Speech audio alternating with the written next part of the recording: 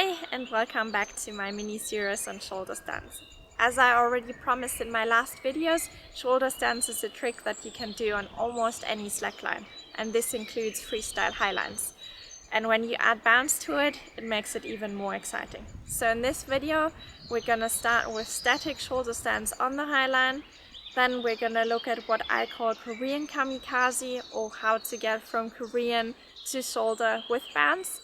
And then at the end we're gonna look at the real Kamikaze, or how to do the same thing from feet, so go directly from feet to shoulder stand. Let's get started. The first step is to do a static shoulder stand on a highline. It's very similar to the one on the rodeo line, so it's a lot easier if you can already do that one well. If you need tips for the one on the rodeo line, you can check out my previous video on it. On the highline you don't have the ground near you, so you start from chest, you have the shoulder and the hands at the line, and the back of the opposite foot of the shoulder also on the line. The other foot is already out to the side, and then you start pressing yourself up with the back of the foot to get the butt up, and then you press yourself up even a little bit more with the foot and the hands to end up in shoulder stand, and then you just have to balance. As I said, the motion is very similar to on the rodeo line. It's just a little bit harder because the highline is more flat, so you have to press yourself up more. And there may be exceptions to this, but usually I would say it's good to have this one very solid before you move on to add bounce.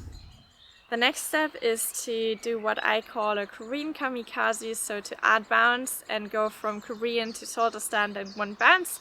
And for me it feels similar to jumping into shoulder stand on the rodeo line. Let's start with some logistics. I found that for this trick you need a little bit of bounce, so I had a hard time doing it when only bouncing and sitting.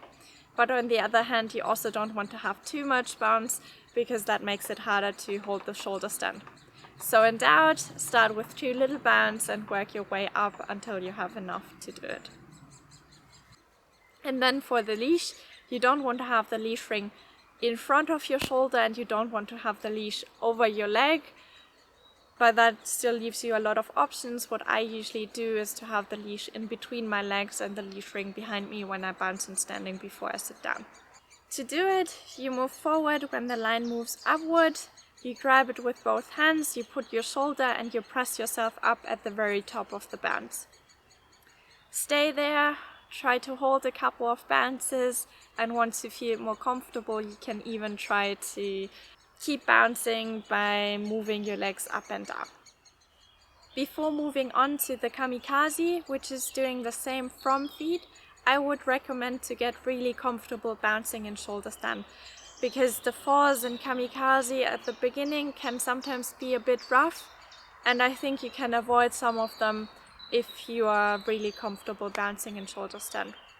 And the second thing is that I would recommend to warm up with some static or Korean Kamikaze shoulder stands in the session before moving on to the Kamikaze, because that way you can already warm up your hip muscles a little bit, and I think that makes it also better. There's a second trick that can help a lot before you try Kamikaze, which is chest bounces, because it helps you to know how to get the line in a controlled way up to you, how to grab it in front of you, and so on. So if you don't know how to do chest bounces yet, check them out as well.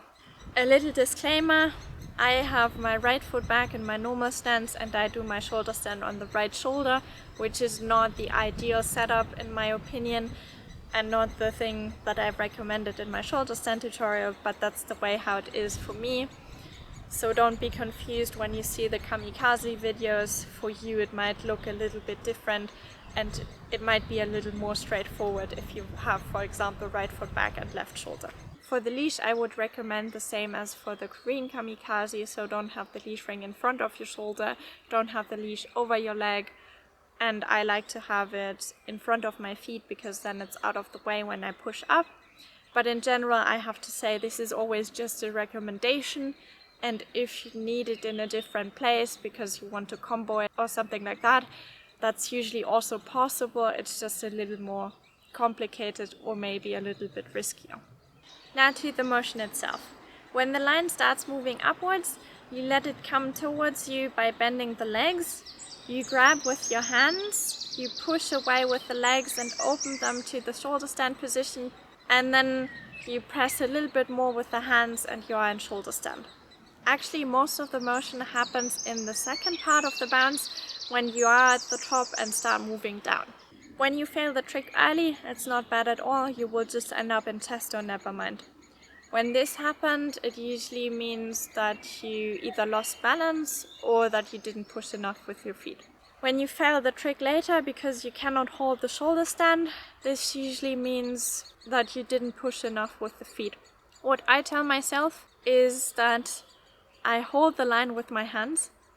So if I push too much in the backward direction, I can actually not really fall because I grab.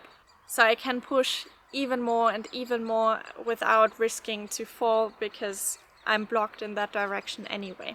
And then there's one last fall, so if you hold the shoulder stand but then explode in the bottom of the bounce and you explode to one side, that one is a bit nasty, but I hope that you can avoid most of them by being comfortable in shoulder already. One last thing I want to mention is where I look.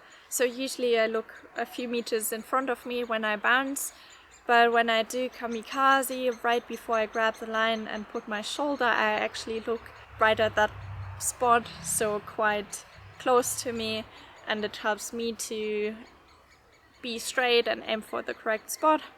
I don't know how other people do this, but maybe you give it a try. With this, I hope you are ready to start your shoulder stand journey on the Highline. And remember that a lot of things are easier said than done, so don't feel bad if some of the steps described here take a while.